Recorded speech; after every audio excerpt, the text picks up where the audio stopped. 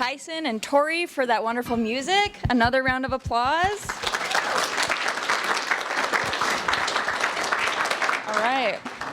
Welcome to Utah State's LAP Speaker Series. My name is Addison Martin, and I am the Graduate Student Speaker Series Coordinator. Quite the mouthful. I'm joined by Alana Nafziger, who is officially taking over at the end of the semester.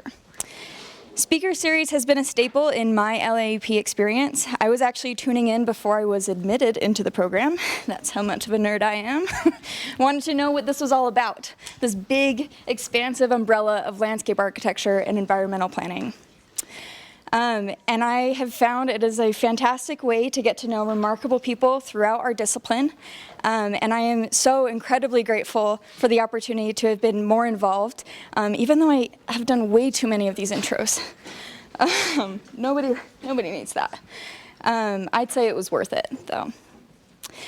As you know, we will hear from our speaker, then we'll move into a brief Q&A, and then we'll have a social with refreshments upstairs in the common studio.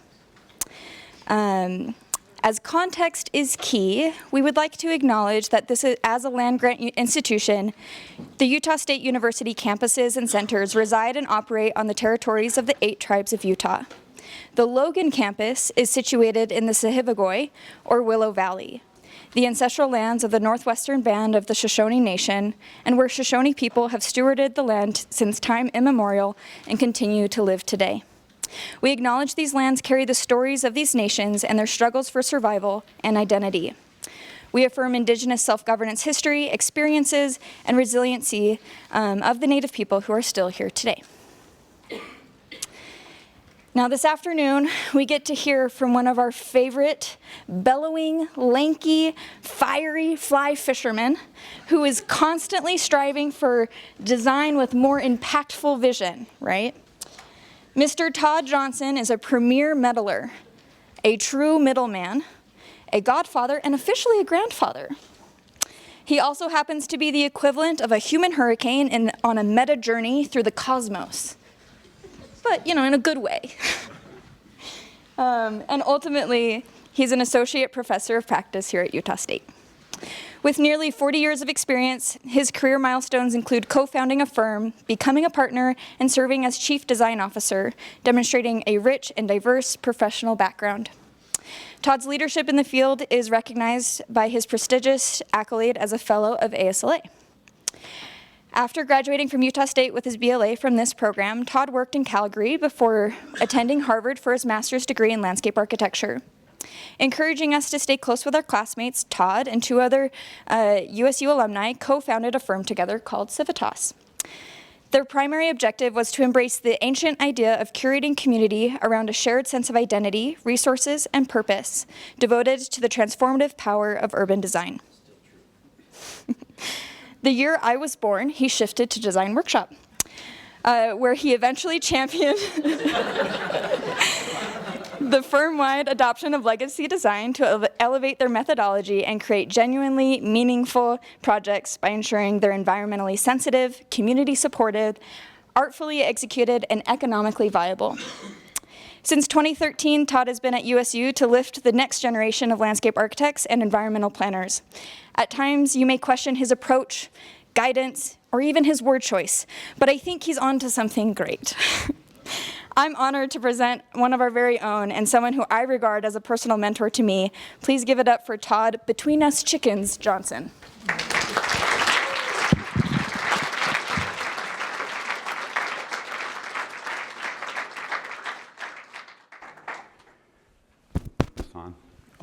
Thanks, Addison. Bellowy, huh?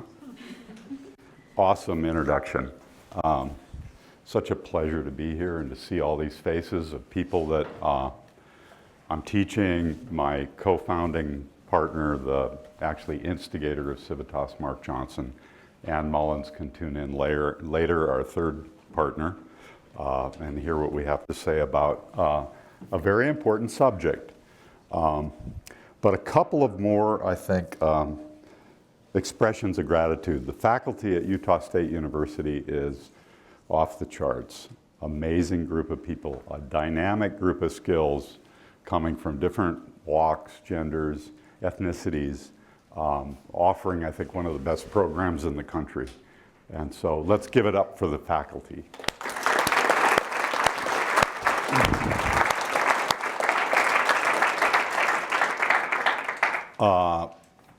For those of you who find me a challenge, I wouldn't be here without the influence of my brother.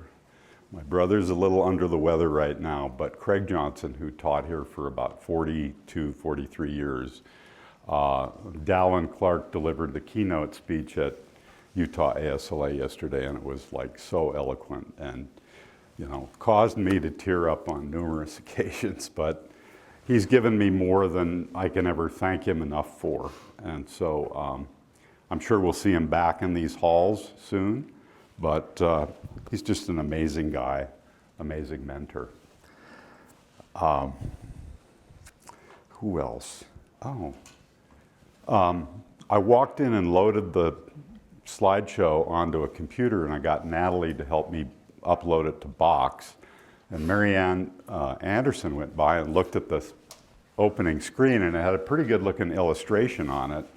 And the first thing she said to me was, "You must have had some help on this, huh?" And I said, "Yes, Marianne, thanks for pointing that out." So Wow Atelier, Dick Toth was department head here in the late 60s, and his son-in-law, Greg Walker, and I have established a kind of association and friendship and worked on some projects that were actually born out of this department, like the Best Friends Roadhouse project. And so we go on road trips and stuff, and we have conversations that are really enlivening and really cool. And so he said that he wanted to help participate in this effort. So Greg and Guri Singh from Chandigarh, who is one of his partners, helped put the show together. When thinking about what to talk about, I wanted to talk about a project, and it's a project that actually Mark and I worked on kind of together, but mostly separately, Civitas and Design Workshop. But more than that, because in talking to prospective speakers, I've always said, tell us what you're thinking about now. Give us some reasons why you're doing the work, and what motivated the principles, and what guided your efforts. And I can think of no more urgent time. I think when we were here in the 70s, environmentalism was big, and we thought the world was coming apart, but we couldn't have imagined that awareness would have risen to the level that it's risen to now. And that is both kind of like wild environments and urban environments, and the relationship between people challenged for their very existence and the migration patterns that are happening as a result of that. So when Mark and I were here, we saw some impressive work, and it was presented by Hideo Sasaki, Stu Dawson, Grant Jones. And I think we both said to ourselves at that time, we want to work on, we might have said like cool projects, but it was really we wanted to work on complex projects. So you that are sitting in these seats are going to be faced with some of the most complex problems that we've ever imagined. And I think the awareness of the problem far outstrips the awareness of our capability to solve those problems. And what's necessary, and I think what our faculty agree upon, many people agree upon, is our position relative to those problems is essential to the solution to those problems. And so 5 dimensions is this idea that in philosophy we have 5 dimensions. And the idea that we expand our scope and we think exponentially really came from me sitting here in the 70s again, and somebody playing a really significant movie called Powers of 10. And Powers of 10 is, in 10 minutes, describes the existence, all human existence in 10 minutes in the 70s, using kind of, from the carbon atom. So the setting is Lake Michigan. There's a couple picnicking next to the lake. And the camera zooms in on the hand. It goes 1 meter by 1 meter out, and then 3 meters by 3 meters out. And it proceeds to the farthest known reaches of the galaxies at that time. in about 4 minutes. And then it comes back down onto that family, and it goes into the arm of one of the family members, and it goes to the very center of the carbon atom. And I sat there and I went, this is just like amazing. And I kept thinking about it over the last 40 years. I've thought about it, probably monthly, how significant that was for us who are looking for a position to solve these problems. The idea of extending out and gathering information and applying it to the solution. So, carbon atom, this is the galaxy as we knew it in sort of, when we introduced space travel, and this is the farthest extent that we know from the Hubble. So Ray and Charles Eames explaining that, I strongly recommend you go watch Powers of 10. So what does Powers of 10 have to do with us, and what's our approach to things? How do we create a scope of work, and how do we create a scope of solution in this world of dynamic problem solving? We look at these dimensions, the x-axis, the y-axis, the z-axis. That takes us up to Jack Dangermond, probably. It goes from Leonardo to Jack Dangermond. Dangermond being the founder of Esri, right? So we can pick a spot on that Earth, and we can bring more information to that spot than anyone could ever possibly imagine. The other elements that are really significant and brought out in Powers of 10 is this idea that we have a responsibility across time to solve the problem and to look at it temporally as well as three-dimensionally or spatially. The fifth dimension that's commonly described is the spiritual dimension, and that includes probably the best of the best from all spirituality. It includes environmentalism. It includes all the good feeling and karma that is available to us to apply to that project, all the goodwill. Together, it creates context, and it gives the problem a context that allows us to then pull it apart and create a solution for that. If you ask Carlos what con means, he'd say with. Carlos knows more about English than I do.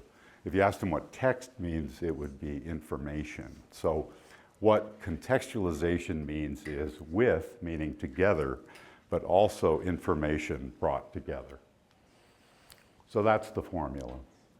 The way it starts to lay out in space on the landscape looks something like this. But let's remember that it also penetrates below the surface of the Earth. So that as landscape architects, we could describe what's going on in this picture if we went up into the air and we looked at the atmosphere and how the atmosphere shapes that landscape and how the water that falls creates the pond and the movement of water and all the things that Daniela brings to the conversation that explains the bale of hay. It explains the grasshoppers on the edge of the pond. It explains the carp and the bullheads that are in the pond and all the topography that surrounds it. Inside this idea of the umbrella of 5 dimensions of context, there were a couple of theorists that were really important to us. And one of the real bombs of our profession, the person that really brings it home, this idea of position, is Kevin Lynch. He was a professor at MIT, and he wrote a couple of really seminal books that have shaped and influenced us forever as landscape architects and urban designers. The first one was Site Planning, which is a required reading in the 2700 class. And the second one that really influenced us as we got more into urban design is Image of the City. And so when we do that stinky old 2700 exercise that my seniors have now been through with me, we say that if you're going to operate in 3-dimensional urban space, that you need to understand how that space shapes the human memory and connects people to the environment in a memorable way. Additionally, I used to give the lectures in 2700 by saying, I just finished lunch with Maslow, and we had this really cool conversation about William White and about Kevin Lynch. And Maslow said that White was more important than Lynch at the end of the project, and Lynch was better in the foundational aspects of the project. And they would all start laughing and think I was nuts, which I partly am. But Maslow brought this idea that there's a set of needs that are establishing a foundation, and until we meet a majority, a high percentage of those needs, we can't get to the next level. Sorry. Knew that was going to happen sometime. So this is the foundation. In school here, we're operating in these levels, by the way. So you've been raised and you're reasonably polite, and we've got heat in this room and so on and so forth. So hopefully you're feeling like you're getting some esteem. I think sometimes that ebbs and flows, and that you're able to self-actualize, which is what we want you to do, and then go forward and address some of these really critical problems. The other person that brought a really useful set of information to the conversation and dance was Holly White. His name was really William White. He wrote a book called, I think, Institution Man, that talked about how human beings organize in bureaucracies. But his greatest contribution to our efforts here was to really study, he put cameras on buildings, and he photographed people moving around in space and interacting with each other. And that was really important to understand how those urban design plans could better create a lively public realm, which would get people to humanize with each other. That's sort of the backstory. So the project I'm going to talk about is a project in Denver. It's maybe the most complicated thing I've ever worked on. As I said, Mark worked on the Commons Park part of this, and I worked on Denver Commons. And it's set, so I'm going to try to get you to understand this thing from those 5 dimensions. Addison heard this last night. She said it made a reasonable amount of sense. So this is just an amazing landscape, and the set of relationships that exist between these valleys and the 4 watersheds that emanate from Colorado and the Front Range. And at the time that Mark and Ann and I were founding Civitas, there was a mayor that came on the scene, and his name was Federico Pena, and he said, I'm on the ticket here with the platform that we need to imagine a great city. The city's in distress, the economy's in the tank, there's an energy crisis, and Civitas had just started, so we thought, what a great time to start a business when the economy's in the tank. It allows you to kind of, get with the flow and get involved in real problem solving. So Pena identified 7 or 8 things that were important to the future of Denver. And one of them was the cleanup of the Platte Valley and the reintroduction, the rehabilitation of the rail yards, along with a new airport, keeping sports venues in the core of the city, and so on and so forth. But this may not surprise you. The Wasatch Front looks a lot like this. So you got Denver, Boulder, Colorado Springs down here. You've got what used to be farmland that separated those, and now you've got pretty much continuous habitation up and down that range. So from an XY point of view, what established this landscape was the action of climate on the globe. And so the way the sun moves, the way people move east to west. What they confronted was a landscape that, again, is at the Front Range with the Platte River moving out and joining the Missouri River and emptying into the Gulf. So this is about at the time of Lewis and Clark, who did the exploration and coordinated the mapping of this landscape. That set in motion Mormon Trail, Oregon Trail, the whole idea that moving from the east to the west meant prosperity and allowed people to imagine what it was like to realize themselves in the United States of America. There was a kind of famous guy from the mid-19th century, born in about 1860, Frederick Jackson Turner. He was a professor at the University of Wisconsin in Madison, And he created a whole kind of epic concept about this, which was called, well, he was operating from Manifest Destiny. It was called frontierism, and it really said that America is really much more than a Declaration of Independence and a Constitution. America is an idea about conquering and settling landscape, and that happened to be happening east to west, which I think is really important to the Denver story. It's also important to the Utah and Salt Lake City story. So at the end of the 19th century, Denver looked something like this as a plot. This is Denver, that's the 16th Street Mall. This is a piece called Auraria, and this is Highlands. Three mayors get together in the 1870s and they shake hands and agree to make it one. And it ends up kind of looking like that. You see the rail yards, you see the downtown and the vertical part of the city, and you see Highlands, Auraria, and what was soon becoming trolley car served residential areas. So in by 96, we're confronted with this opportunity. 72 acres. Civitas is focused on this edge. We're focused on the extension of the city into that 72 acres. The dividing line between that is a consolidation of the rail lines into north-south that created the opportunity to develop this as the center of Denver's universe. A person that Dave Bell knows really well, who's like really amazing talent, Bill Johnson, came to Denver and he drew this sketch with Joe Porter, who's a graduate of this program.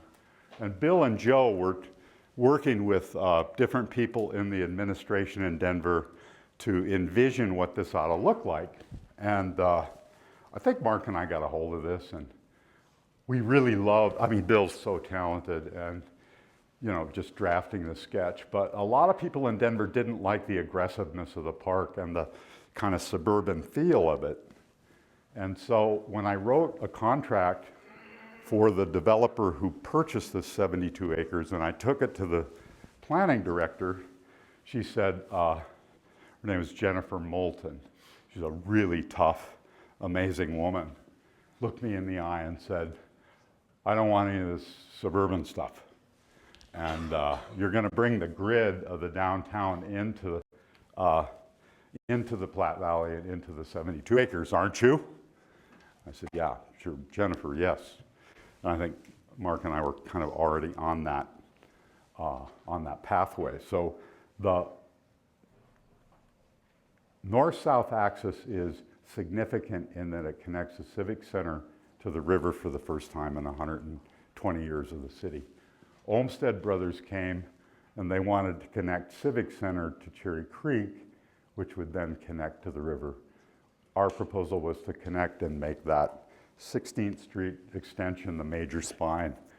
The other big idea that made this development so successful was the agreement made by everybody that sort of landed in our lap, and that was to bring all regional transit to the Union Station. So the connection to the airport that exists today, which I rode for the first time when I was in Denver about 6 months ago, and I started crying in the train. I mean, it's pretty profound to come into an American city like Denver that, you know, stuck its airport way hell and gone, and now it's like riding into a European city.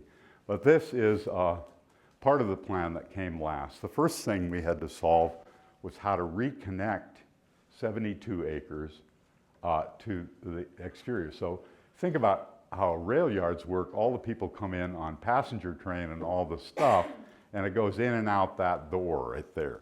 40,000 people a day at times. All of a sudden there's nobody using it, and you're asked to redevelop it. Well, it's been completely disconnected from its urban context. The other thing that Jennifer mentioned in terms of sort of a east-west axis is that the path of the sunway sun, as it moves over the project, should not shade the public spaces. And so she made a big point about having some tall buildings and shorter buildings and really doing a sun shade analysis. And Jennifer is just so high in my esteem that I had to mention to you all the things that she brought to the plan. What my children brought to the plan is that Mark and I had talked about the relationship along this edge. And so we created a plan that has 6 districts in it. And those districts have 2 sides. It's very Lynchian. And so within each one of those districts, there's a significant public space that anchors the district. And so we popped it into CAD, believe it or not. I didn't have much to do with that. But I did start coloring it and labeling it to the best of my ability. I brought it home and I put it on the dining room table, and the kids got out in the morning and they started taking chalk and rubbing it into the drawing. So Sam, who some of you have met, and Natalie participated in this drawing. So in the drawing you can see a vitalized park system. Civitas ended up designing Cuernavaca Park and Commons Park, Confluence Park, and then the interconnection of the grid system creating Lynch's districts. Spent a lot of time thinking about how to cross that consolidated main line. So we're looking for a Lynchian landmark, which came in the form of the suspension tower that holds up the bridge. So we have a convergence now of the old city and the new city. We've crossed the consolidated main line. We've used that x-axis and the y-axis as a means of interconnecting the historic city with the new city. What about the verticality of this? So you can see the site as we confronted it up against the existing skyline of the town. Denver's always been proud of the fact that its skyline mimics the mountains, which is seen in this photograph. So our site's down in this area. So the whole idea was to observe Jennifer's admonition that we should have sunlight on public space, but to create an up and down and to offer the opportunity for some 200-foot tall buildings. In 1996, mentioning to people in Denver 200-foot tall buildings met with almost complete disbelief. There will be no demand for such buildings, they said. But anyway, we tested it out. We looked at the establishment of those landmark sites. So this is Union Station, 16th Street Mall, Commons Park is under construction, and we're starting to see the relationship of the architecture and developing the landscape architecture within that. And looking at the landing and departure points to get up and over the consolidated main line, which included both kind of arrangements of landscape and elevators for Keith for accessibility. And to celebrate those connections. So this is the point at which the train enters and turns down in the station. It's also the point at which the mast extends up. So we're kind of having fun now designing in that vertical dimension and thinking about the relationships between tall buildings and public space. Brings us to time. I was saying to Addison last night that I would have normally used time first because it would have told the history, but sequence of how philosophy uses time, it puts it fourth. So we're 11 billion years old. Life as we know it, evidence of life is in the 4 to 5 billion year range. But the whole history, the takeaway here is that we are a speck in time. And we have made a pretty significant impact on, that cosmos that we're dealing with in a short order of time, and we need to do something about it. So the issue of time establishes kind of a responsibility. This is from the Denver Natural History Museum. It's what Denver looked like before, during the age of the dinosaurs. So it was tropical. Just like if you go over to Kemmerer, it was tropical. What happened Subsequent to that is that indigenous people settled here, and they wintered in this landscape, this convergence between Cherry Creek and the Platte River, and they ran buffalo over the Highlands Bluff, and they fell to their death here, and then they would put them in subterranean, freezers and salt them and spend the winter there. Pretty cool. Camping, awesome. The gold miners came and they found riches, but they soon found more riches in California. So while there was a mining establishment in Denver, it quickly moved on. And so you've got settlers stopping, Native Americans assembling, and you really get a sense of what this was like before the train came. So the train came because the Platte River runs through town and trains need water, and they needed to stop every so often, so they stopped. Actually, the original location was there. Union Station is here, so this is the area of concern. The trains drove a mercantile urbanism that looks like this. And this is kind of an urbanism that we all kind of get all gooey about because it's got shops on the ground floor and it's got this grain and texture and these brick buildings and just amazing stuff. So you can see the automobile's influence prior to I-25. So we're looking kind of west here. The rail yards are on the left side. But what the car did was eviscerated the center of the city. And so the center of the city under the housing administration during Nixon's time really tore down vast parts of the downtown. And so everybody was moving in, outside of the city and making money external to the downtown core. So that brings us to the point at which Mark and I confronted this. There were warehouses where the park is. There was a viaduct that's still connected across. So the city spent considerable money to clean up the EPA mess that was there from the rail yard and establish an opportunity for building a community around a new Central Park, Commons Park. 11 acres? 24. 24 acres, $11 million. Not a lot to do as much as was done.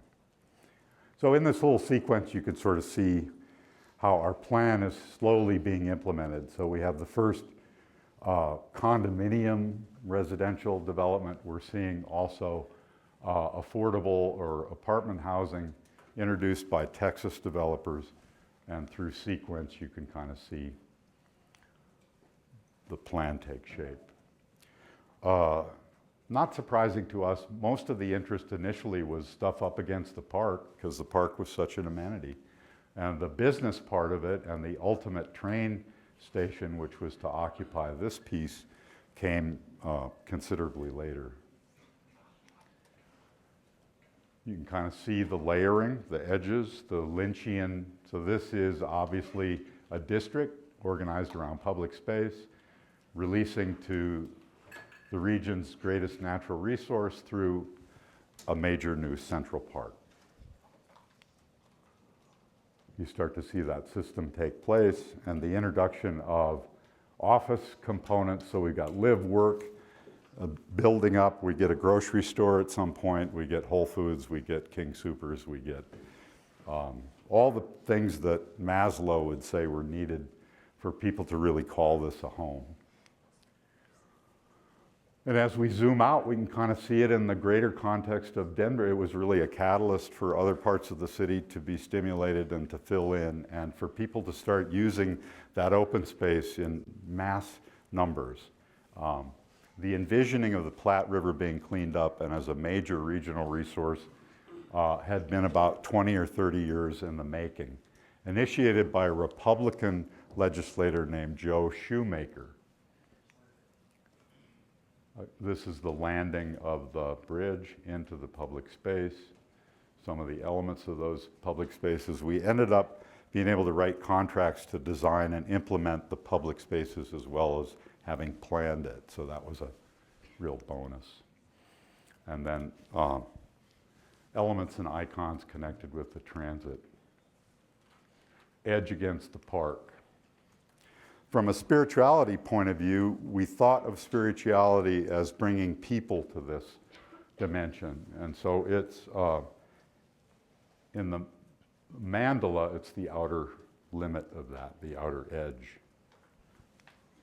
And so Denver's first African American mayor, Wellington Webb, was part of his platform was to rebuild the Platte River and to bring art. His wife was very interested in bringing art to the Platte River. So this is the bridge architect, Steve Chukovich.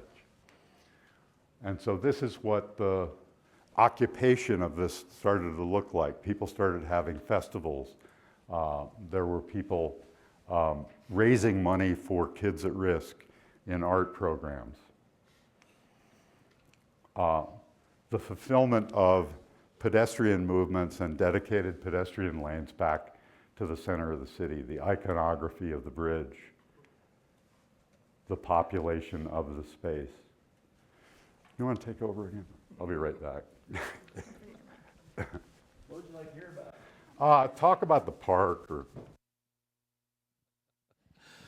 The park was a collaboration of Civitas with Jones & Jones from Seattle, where Ann and I used to work, and had, since Todd was talking about spirituality, one of the partners at Jones & Jones is a Choctaw Cherokee man named John Paul Jones, and he and I were dear friends, and so he brought the indigenous people's lens to the design of the park.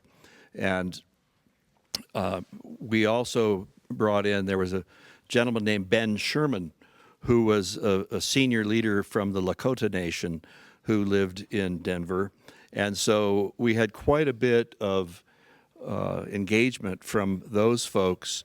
And with our restoration ecologist, we learned a tremendous amount about plants, the native communities. And for example, one of the things that we did with the park is we found a donor site about 30 miles east of Denver called Bijou Creek. And Bijou Creek had a beautiful intact gallery forest, which is what the South Platte would have been 500 years ago. And we drilled 12 groundwater monitoring wells in the Bijou Creek floodplain. And we monitored the groundwater levels there for 3 years. At the same time, we drilled 12 wells through the pavement of the land that became Commons Park.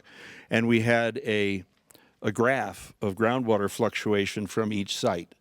And then with her students, our ecologist did transects at the Bijou Creek site to determine which plant distributions existed at what height above mean groundwater.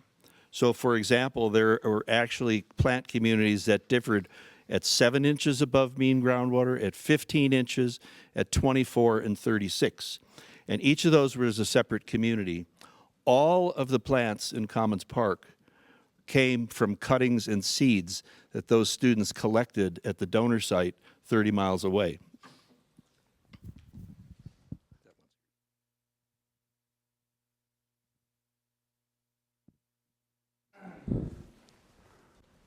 in summary,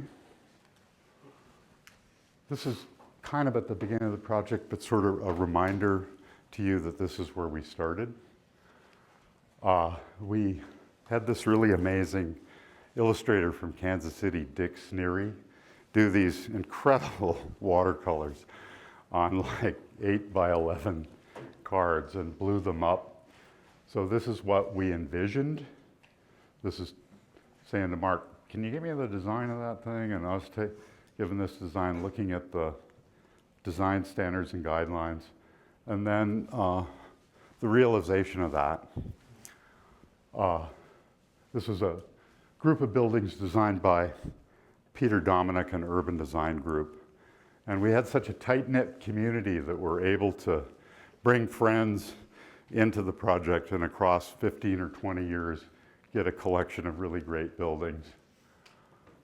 Steve Chukovich and the bridge, and the envisioning of the bridge on the left, and the realization of that, and then the envisioning of the park and the realization of those relationships.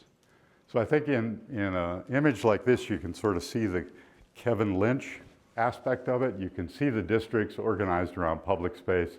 You can see the buildings cascading and creating edges. You can see that sunlight is able to get into those public spaces. So these dimensions that we talk about and the theorists that we responded to were important guides to how to do this.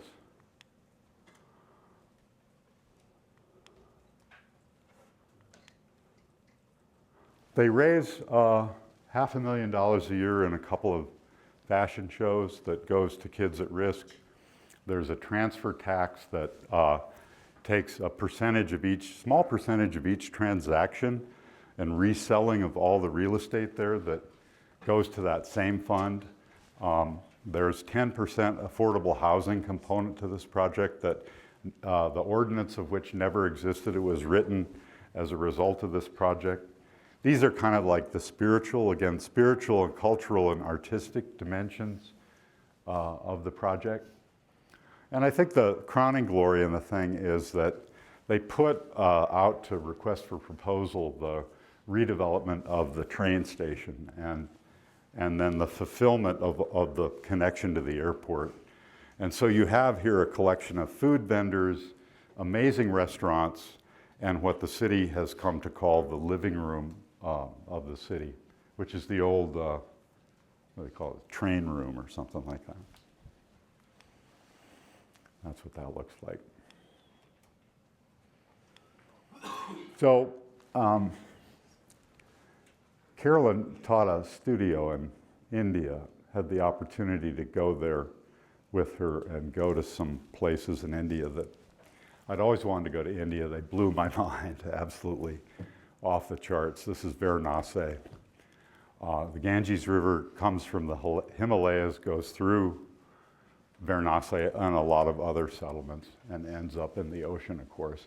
And this is where the famous cremation ceremonies, the Ghats, and all this spiritual stuff and 5,000 years of history brought to bear on city building. So I think, you know, one of the things that we learn when we try to intervene in this is to look at the multidimensional aspects of this to create kind of a framework upon which people layer new and future, make new and future contributions to that. And Kevin Lynch had a way of sort of summarizing things in such a simple way. So if you look at 20 of the best Kevin Lynch quotes and just go do that, that might be the best thing we could all do. He was quite amazing. I apologize, I had a little surgery here about a year ago, and it affected how I process water. And so, thanks, Mark. I'm so glad you came. Do we have any questions? I have one. Yeah. So, to what extent? You said that they, after your project of the park and the bridge and such, that they proposed a redevelopment of the Union Station in connection to the airport. Were you also involved in that? That was always envisioned. So we created all those infrastructure and frameworks to support that. But Mark and I used to get like really mad about people giving foreign consultants from other cities the best commissions, right? So we got these planning commissions. We're grateful for the park and the redevelopment and all the streetscapes and stuff. But Hargraves and Mary Margaret Jones did the plaza in front of that. And you know, this is like the sum efforts of hundreds of consulting firms. We are, you know, we may have, two landscape architects might have led this thing, but a majority of the work is not done by us. It's done by this collection of amazing people. Hargraves Associates did that plaza. And I forget the architecture firm that did the building renovation, but it's really stunning. It's really well done. Not something we could have even done. Other questions? Mr. Anderson.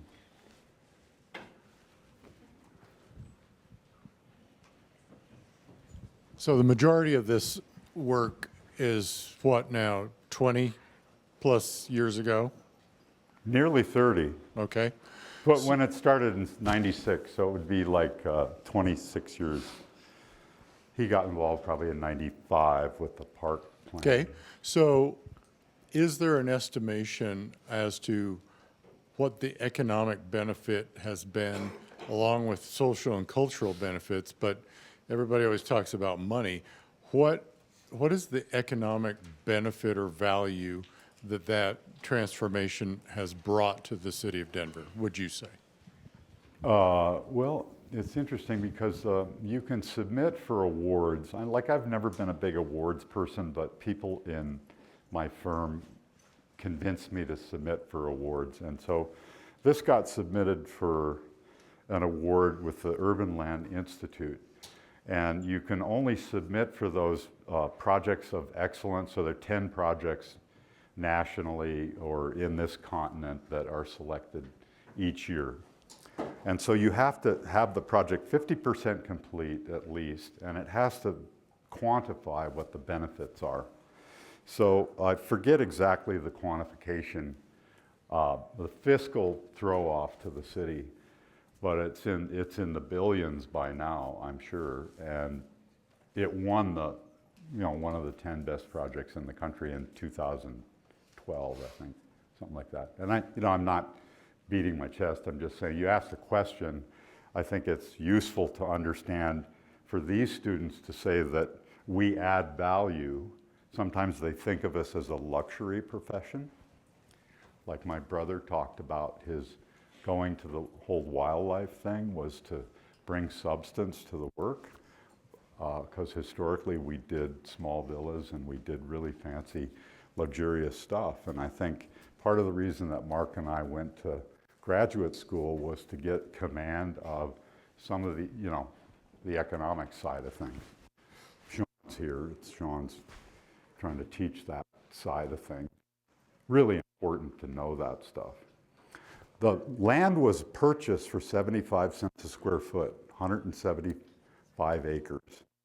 The last sale to a developer to develop a building that I know of sold that land for $390 a square foot, the raw land. So that gives you an idea of the value added.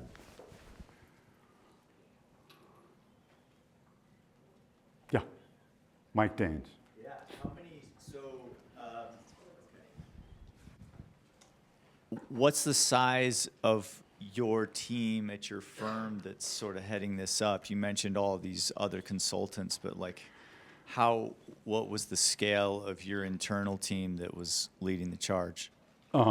Really good question. And I should pay some respect to them. I had two young ladies. One, Sue Oberleisen, was 5 years out of Michigan State. Kim Swanson had been a recent student of mine at UCD. She was right out of school. Jeff McMenamin. So the design workshop team at that time was about 5 or 6 people. And I'm guessing Mark had sort of similar sized teams. But then we were, collaborating with, not in charge of, we were collaborating with the legal team because we were making the arguments for rezoning. We collaborated with a public relations team, which would have included people like you, to brand it and to try to figure out how best to engage the public. Certainly transportation planning and engineering firms, because we had to make arguments for the street sizes and for the amount of square footage of occupiable space. What would that tell us the street widths needed to be? We had, I'm sure Mark had naturalists involved because he was dealing with the Platte River. So it was like just all these people and all this, part of the fascination of what we do, and you and I've worked together, so we've shared this kind of, it's just a window on the world. Like you sit through those meetings, and when you're young, you go, do I really have to sit through the meeting? And then when you get older, you go, I am learning so much to be able to orchestrate this stuff. And I know you know that because you consultants serve lots of people. But I think it's a good question because all these people here they're kind of like brimming with excitement about what this is like. And part of the joy of it is learning from other people. Very definitely. I've learned a lot from you. Other questions? Yeah.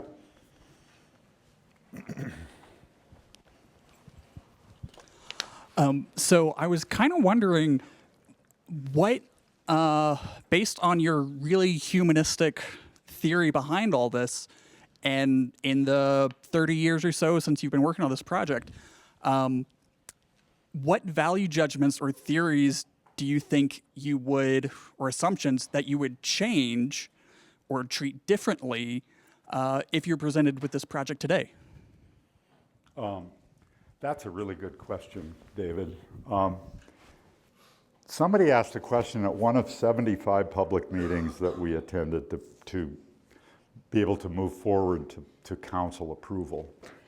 And they said, we think this is way too urban. We think I don't think they used the word impermeable because it was 1998.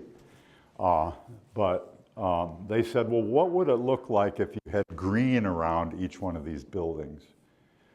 And in my arrogance, which is possible all throughout my life, but certainly when I was 40 years old, I thought, what a ridiculous, dumb idea to put green around.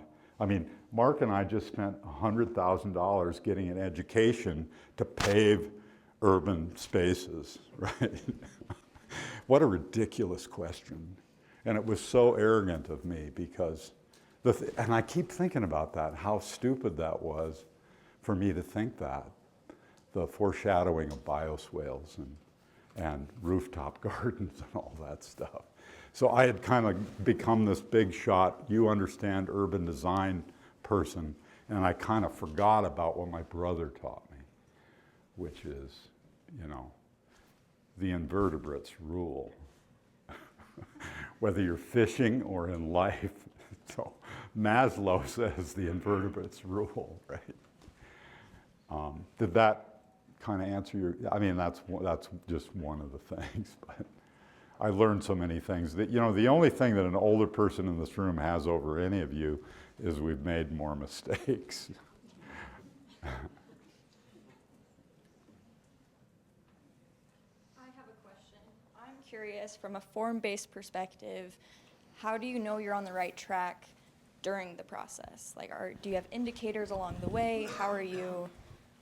Jennifer used to think about Jennifer like she's that person that's on your cuff and just and doesn't let you go, right? So she wouldn't let me go on the idea of it's got to be up and down, and you have to layer this thing, which I think was just super sensible.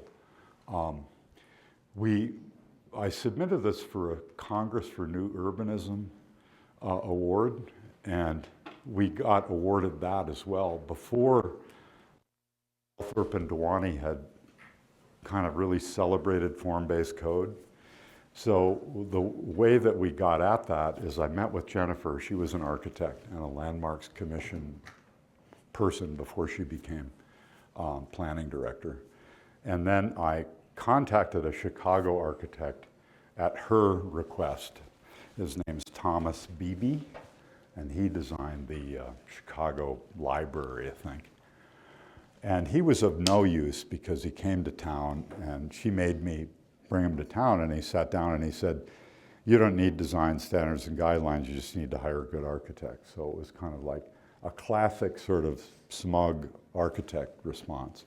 So I went to local architects, and I called the Seattle planning director, and I said, Seattle's got such an amazing skyline, and you've been doing some urban redevelopment. And I went to the Portland planning director, and I said, can you show me what your form-based thinking, best thinking is? And so we plugged that form-based thinking to get those buildings to do the in and out and the scale reduction. So we established, I went to his home city, and I looked at that city in Chicago, and I looked at all the referencing that happens at various levels. When you go to downtown Michigan Avenue or something, you see this these amazing kind of conversations between the architects that did those buildings. So the step backs are acknowledged by the next building, whereas today you'd go, this is my building, right? And there'd be no relationship. So I thought, this is the thing we need to do, is to get the, the x-axis to work in vertical across and through this. So if you look at that architecture, the way it steps back, it's referring to stuff that's next to it. So I knew nothing about that. Super humbling experience to do something like this. Really didn't know if I could do it, and had some really people on the team like you all. And my last little tidbit here, I made everybody read Image of the City, and then I called Jane Jacobs in a panic. And one of my employees at Design Workshop lived next to Jane. Mark Ryan, he gave a speaker talk here that's off the charts. And he said, I know Jane's phone number. And I said, give it to me. So I called Jane Jacobs. And she answered the phone. And I said, Jane, you don't know me, but I'm an admirer for 40 years. I've read Death in Life 4 times. And Mark Ryan, your neighbor, gave me your phone number. And I'm confronted with 72 acres trying to accommodate about 20,000 people. And I'd really like it if you could come visit and talk to me about this and talk to the city about it. And she said, my dear boy, Todd, my dear boy, I'm 92 years old and I'm not making those kind of plane travel commitments. It was just like so good. I wish I had a tape recording of it. She was so sweet, so nice. And she was such a vicious journalist and effective advocate when she was young. But anyway, thank you all for coming.